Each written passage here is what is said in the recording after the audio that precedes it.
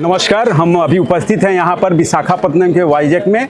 यहाँ पर जो है हम CITU के ऑल इंडिया सोशल मीडिया के तरफ से बोल रहे हैं। अभी हमारे साथ उपस्थित हैं यहाँ पर BCMU और CITU के राज्य कमेटी के नेता और BCMU के हमारे ज्वाइंट प्रेसिडेंट कॉमरेड रंजीत मंडल जी।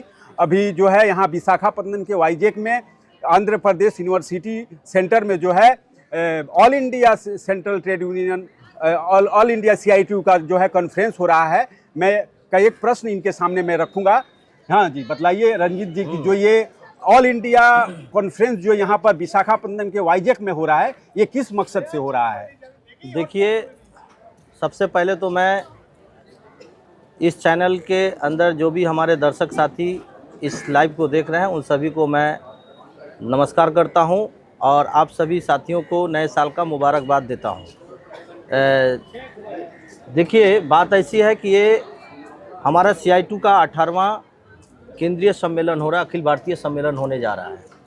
ये विशाखापट्टनम के वाईजैक में ये अनुष्ठान इसलिए हो रहा है कि आज जो है हमारे भारत देश के अंदर में साम्राज्यवादी ताकतें जो सरकार को सामने रख करके श्रमिकों के संवैधानिक अधिकार पर, उनके बुनियादी हकों पर जो है, उनके जो हित में जो कानून बने हैं उस सब पर एक मजबूत तरीके से हमला कर रही है। उस हमला को किस तरह से निरस्त किया जाएगा, किस तरह से मजदूर अपने अधिकार को सुरक्षित रख पाएंगे, किस तरह से मजदूर अपने संवैधानिक अधिकार को प्राप्त कर सकते हैं, ये तमाम विषयों का जो है यहाँ पर चर्चा की जाएगी और इससे रास्ता आने वाले 3 साल के लिए तय की जाएगी कि CITU श्रमिकों के अधिकार के लिए किस रास्ते से चल करके सरकार के जो इनके अधिकार के ऊपर हमला कर रहे हैं इससे कैसे बचाव किया जाए और अपने अधिकार को सुरक्षित रख सके। अच्छा, ये सर जी बताइए कि सर्व भारतीय ये जो CITU का सम्मेलन हो रहा है, इसमें कैसे प्रतिनिधि यहाँ पर भाग लिए हैं? देखिए, हमारे भारत देश के कोने कोने से हमारे प्रतिनिधि आए हैं। कश्मीर से लेके कन्याकुमारी तक, इधर असम, दार्जिलिंग, हमारा बंगाल, हमारा त्रिपुरा, गुजरात, गुवाहाटी, सभी जगह से, मुंबई, सभी जगह से भारत के कोने कोने से जो है, जो श्रमजीवी लोगों का जो नेतृत्व देते हैं वो हमारे आज के इस CITU सम्मेलन के प्रतिनिधि बनकर आए हैं।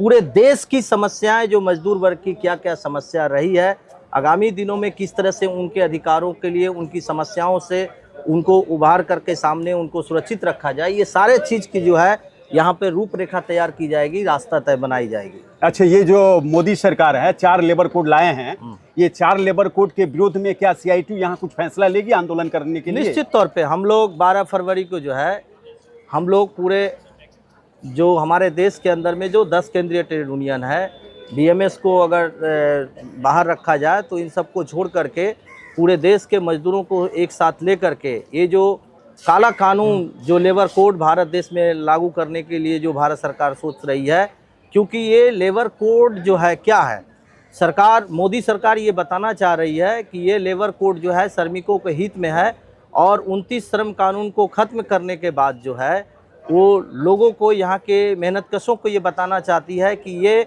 मजदूर के हित में है। लेकिन सवाल ये है, इससे ऐसा करने से उनका कहना है कि हमारे देश में नए नए इन्वेस्टर, उद्योगपति आएंगे, यहाँ पर रोजगार का साधन होगा। लेकिन ये बिल्कुल सफ़ेद झूठ है।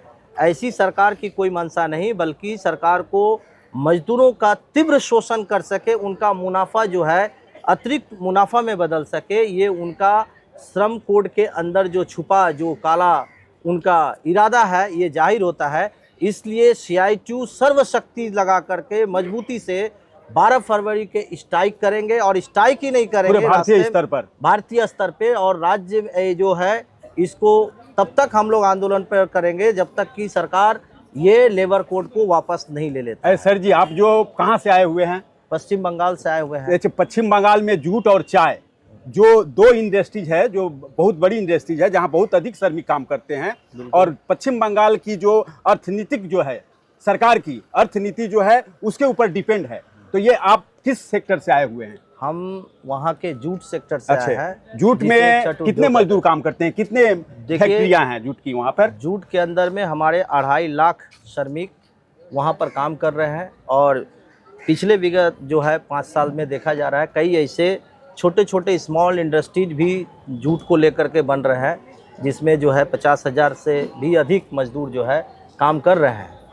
अच्छा, अभी जो सामने आया कि जूट मिल के श्रमिकों को विशेष करके डीए बंद कर दिया गया था, तो ये क्यों बार बार होता है कि डीए रोक दिया जाता है जूट मिल श्रमिकों का? देखिए, आज भारत के अंदर में तमाम पूंजीपति जो है ये समझते हैं कि ये जो सरकार है, ये जो गवर्नमेंट है, ये उनके साथ खड़ी है, बल्कि मजदूरों के साथ खड़ी नहीं है।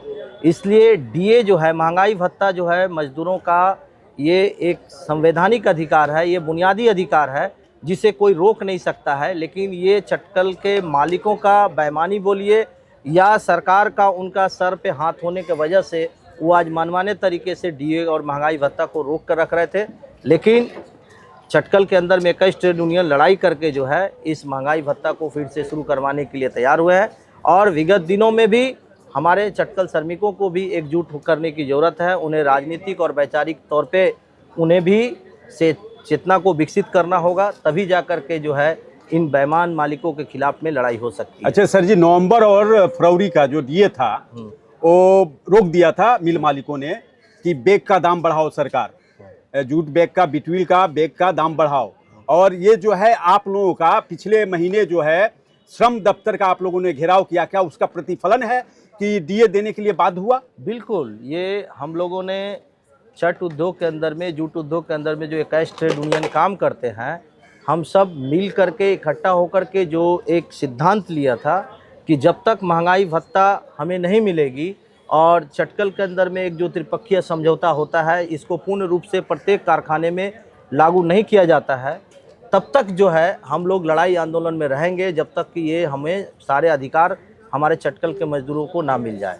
इसलिए जो है श्रम दफ्तर का अभियान भी उसी एक राजनीति, हमारा जो लड़ाई का एक सिद्धांत था, और जिसके वजह से आज देख रहे हैं कि चटकल के मालिकों को हमने विवश किया कि आप जो है डीए मजदूरों को नहीं मार सकते हैं, उनका ये संवैधानिक अधिकार आपको देना होगा, और नोटिस लगाकर सभी जगह दे रहे हैं। अभी वर्तमान समय में चटकल के श्रमिकों के पास कौन सी सबसे बड़ी समस्याएं हैं, मूलभूत समस्याएं क्या है? देखिए, वर्तमान परिस्थिति यह है कि एक समय हुआ करता था कि जब हम लोग दिसंबर महीने में चटकल के अंदर में हम लोग दूसरे जगह से श्रमिकों को कमी हो जाती थी, उसे पकड़ के लाते थे कि आप चलो चटकल के में काम करो। लेकिन आज एक ऐसी क्राइसिस में, संकट में है जूट मजदूर बोलिए या जूट उद्योग बोलिए, कि आज बंगाल के अंदर में 16 चटकल जो है आज बंद है, सिर्फ पार्ट की कमी दिखा करके। आज मजदूर के पास हाथ तो है, लेकिन काम करने के लिए उसके पास कोई जगह नहीं है। अच्छा, मिल मालिक जो बोल रहे हैं कि पाट की किल्लत जो दिखा रहे हैं, पाट की किल्लत दिखा करके बहुत सी मिलों को बंद कर दे रहे हैं, इसका क्या कारण है? इसका एक ही कारण है कि जो सरकार का दायित्व तो बनता है कि हमारे देश के अंदर में, हमारे पश्चिम बंगाल की जो सरकार है उनका ये दायित्व तो बनता है, या हमारे देश के मोदी सरकार का भी ये दायित्व बनता है कि पाट की जो रॉ मटेरियल्स है, कच्चे पाट, इनकी उपज कितना हो रही है साल भर में, ये जो एक जूट पॉलिसी बनना चाहिए भारत सरकार को, राज्य सरकार की सहयोगिता लेकर के, लेकिन ये सारी चीज़ें नहीं हो रही है, जिसके वजह से आज जो है चटकल के मालिक मनमाने तरीके से बोल रहे हैं पाट की कमी नहीं है, कहीं कह रहे हैं कि बांग्लादेश से कच्चे पाट नहीं आ रहे हैं इसलिए बंद कर दिए हैं। तो ये तमाम चीज़ों को आज जो है हम लोग देख रहे हैं कि आज के चटकल के जो मजदूर बोलिए या चट उद्योग है, बहुत एक गंभीर संकट के सम्मुखीन खड़ी है। अच्छे सर जी, हम सुने हैं कि आने वाले 4 तारीख को जो है भारत सरकार के जो श्रम मंत्री हैं वो कलकत्ता आ रहे हैं, तो क्या उनके पास आप लोग कुछ ऐसा चटकल को लेकर के, चटकल जो सुचारू रूप से चले, और चटकल में प्राय जो 2.5 लाख श्रमिक हैं और उससे जुड़े हुए प्राय जो है 40 लाख जो पाट चासी हैं, तो उसके लिए आप लोग क्या कर रहे हैं? बिल्कुल, आप बहुत अच्छा सवाल किए हैं विश्वकर्मा भाई, कि हमारे बंगाल के अंदर में जब चटकल के मजदूर, आज 50,000 मजदूर 16 कारखाने बंद होने से बेरोजगार हैं, और इसी बीच में हमारे मोदी सरकार या भारत सरकार की तरफ से हमारे श्रम मंत्री आ रहे हैं बंगाल के अंदर में। निश्चित तौर पे जो है 21 ट्रेड यूनियन का एक डेलीगेशन प्रतिनिधि मंडल की तरफ से हम लोग उनको एक पत्र के माध्यम से बंगाल के चट के अंदर में जो चट उद्योग की क्या समस्या है, चट उद्योग की मजदूरों की क्या समस्या है, किस प्रकार से आज चटकल के मजदूर आज जो है एक तीव्र शोषण के सम्मुखीन खड़ा है, आज किस तरह से मालिक उनके अधिकारों को से वंचित कर रहे हैं, ये तमाम चीज़ों की जानकारी हम लोग जरूर देंगे। अच्छे, जहाँ तक हम सुने कि पश्चिम बंगाल में हुगली नदी के दोनों किनारे पर बिरलापुर से लेकर बांसबेड़िया तक जो है चटकल उद्योग बहुत अपने एक ज़माने में जो है बहुत अच्छी तरीक़ा से चलता था, और बिहार, उत्तर प्रदेश, आसाम, उड़ीसा, ये सभी जगह से श्रमिक आते थे। लेकिन आज जो है चटकल में आने के लिए श्रमिक तैयार नहीं है, क्या कारण है? देखिए, कोई भी प्रदेश के लोग तभी आते हैं जब उनका घर नहीं चलता है। यानी कि आज के इस व्यवस्था में जो है सबसे बड़ी चीज़ है पैसा, और मजदूरी करने से ही पैसा आएगी। और जो चटकल के अंदर में जिस तरह से आज मजदूरों को जितना हार्ड लेबर काम लिया जाता है, उसके हिसाब से जो है मामूली मजदूरी उनको दिया जाता है, जिसके वजह से आज जो है बिहार, उत्तर प्रदेश, उड़ीसा, आज जो हमारे आंध्रा से भी कुछ लोग जा कर के चटकल में काम करते थे, अब वो नहीं आ रहे हैं।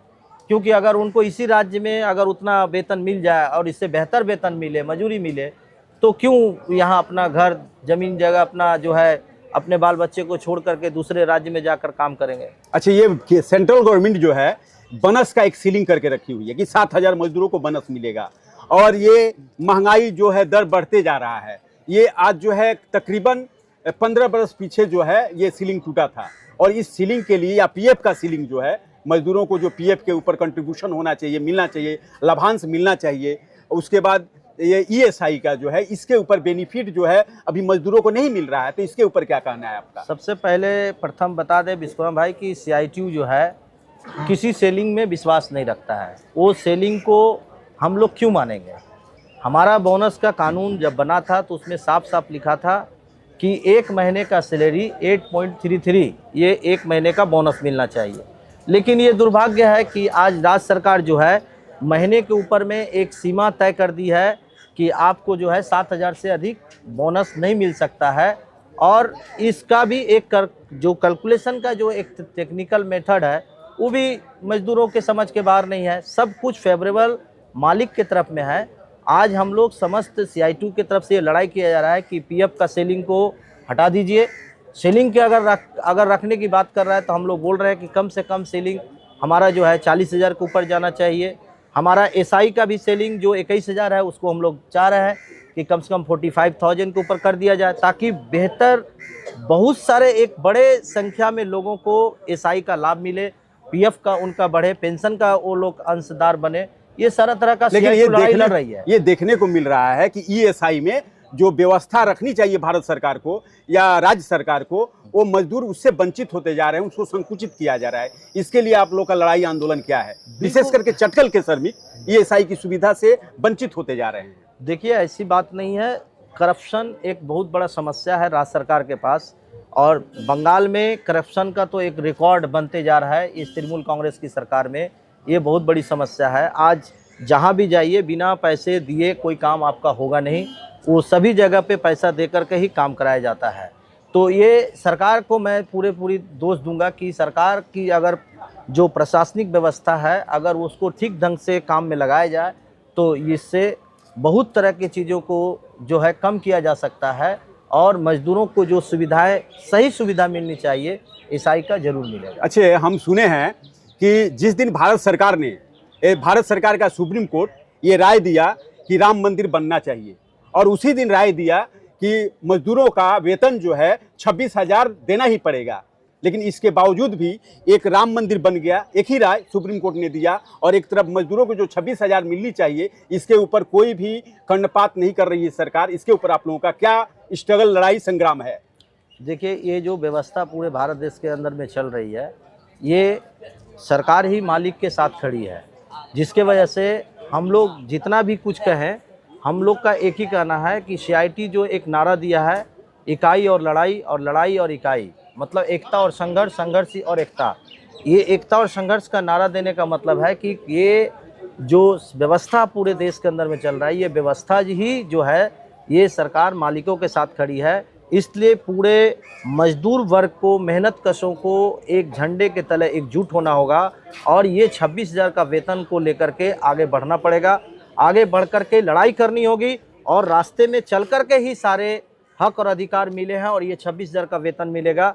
क्योंकि घर बैठ कर के ये सोच लेने से कि सरकार हमारे लिए 26,000 न्यूनतम वेतन के लिए कोई कानून लाएगा तो हमें लगता है कि गलत धारणा बना करके हमारे मेहनतकश बैठे हुए हैं। आपको साथी रास्ते में उतर करके ही ये सारे चीज़ को लेना होगा, क्योंकि पिछले का इतिहास की तारीखें गवाह है कि जितने भी अधिकार हम लोगों ने प्राप्त किए हैं सबके लिए मजदूरों ने लड़ाइयाँ लड़ी हैं, कुर्बानियाँ दी है, संघर्ष हुए हैं, तब जा कर के कोई कानून बना है, कोई नीति बना है। सर जी, चटकल में जो आधुनिकीकरण, ऑटोमेशन जो मशीनें आ रही हैं, देखा जा रहा है कि 6-6 लोगों का काम एक-एक मशीनें कर दे रही हैं और ये उत्पादनशीलता बढ़ती जा रही है। लेकिन उत्पादनशीलता के अनुसार जो उत्पादन दे रहा है, जो श्रमिक हमारा जो मशीन से लड़ाई कर रहा है, उनको वेतन नहीं मिल रहा है। इसके लिए आपका BCMU, बंगाल चटकल मजदूर यूनियन, क्या कर रहा है? बिल्कुल, देखिए इस बार का हम लोगों ने त्रिपक्षीय समझौते में इस बात को हम लोगों ने साफ शब्द में लिखा था कि मॉडर्नाइजेशन जो हो रहा है, आधुनिकीकरण होगा, क्योंकि विज्ञान प्रजुक्ति को हम लोग इनकार नहीं कर सकते हैं। विज्ञान प्रजुक्ति का इस्तेमाल हर कारखाने में हो रहा है, होगा, आने वाले दिनों में भी होगा। लेकिन सवाल है कि जिस तरह से नए आधुनिकीकरण के मशीनें आ रही हैं, इससे तो चटकल के मालिकों को बोलिए या किसी भी कारखाने के मालिकों को, उनका प्रोडक्शन जो है 2 गुण नहीं, 4 गुण नहीं, 8 गुण प्रोडक्शन जो है ये नई आधुनिकीकरण मशीन से आ रही है। लेकिन सवाल वही होता है कि जैसे प्रोडक्शन में लोग मतलब वर्क फोर्स को कम किया जा रहा है और प्रोडक्शन को हाई किया जा रहा है, तो उस क्षेत्र में मजदूर की सैलरी को भी 8 गुण बढ़ाने की ज़रूरत है, तभी जाकर के एक बैलेंस सभी कारखाने में होगी। अच्छे सर जी, हम बोल रहे हैं कि विशेष करके चटकल के मजदूर जो है आज बहुत सी समस्याओं से जूझ रहे हैं। मजदूरी हो या उनकी स्वास्थ्य की व्यवस्था जो हो या उनके रहने की व्यवस्था, जहाँ रहते हैं जिस कॉलोनी में, आज वहाँ रहने लायक परिस्थिति नहीं है। ये सब लेकर के कोई स्ट्रगल आप लोगों का श्रमिकों के अंदर? बिल्कुल विश्वकर्मा भाई, बहुत अच्छी सवाल आपने किया है कि ये बात सही है कि जिस तरह से चटकल के मजदूर एक ही कमरा में 4 परिवार को लेकर के रहना, खाना पीना, कोई शौचालय की सटीक व्यवस्था नहीं है। लेडीज़ अगर वहाँ पर अगर कोई हमारी गर्भवती हो जाती है माँ बहन, तो उसको सही तरीके से शौच करने के लिए जो जगह है ये भी नहीं बनाया गया है। तो इसको लेकर के हम लोग CITU और बंगाल चटकल मजदूर यूनियन में हम लोग रह करके जो है लड़ाई कर रहे हैं। जो भी सरकार की योजनाएं हैं, हमने राज्य सरकार से भी कहा और केंद्र सरकार को भी कहा है कि हम लोग इसको निश्चित तौर पे, हम लोगों ने बोला है कि जो भी योजना है उसके तहत इसका डेवलपमेंट होना चाहिए, विकास होना चाहिए। लाइन में रहने वाले क्वार्टर का मॉडिफिकेशन करके उसको भी विकास कर करके आगे बढ़ाना चाहिए। अच्छे, अब हम बंद करेंगे जिस प्रश्न से, ये जो ऑल इंडिया सर्व भारतीय जो CITU का सम्मेलन यहाँ पर हो रहा है, इसमें चटकल मजदूरों के लिए लड़ाई संग्राम की बातें होंगी क्या? बिल्कुल होगी। हमारे तरफ से हमारे चटकल के सेक्रेटरी मंगल बिनबंसी निश्चित तौर पे आज हमारे इस CITU के अंदर में अपनी बातों को रखे हैं। चटकल की मजदूरों की जो दुर्दशा है, चट उद्योग जो जिस संकट में फंसा हुआ है, उससे निकलने की रास्ता जिस तौर पे आज चर्चा होगी, ये इतने बड़े मंच है ये CITU, जहाँ पे सारे लोग हम लोग डिस्कस करेंगे। धन्यवाद, धन्यवाद, धन्यवाद सर जी, धन्यवाद, बहुत बहुत धन्यवाद, आपको भी थैंक यू।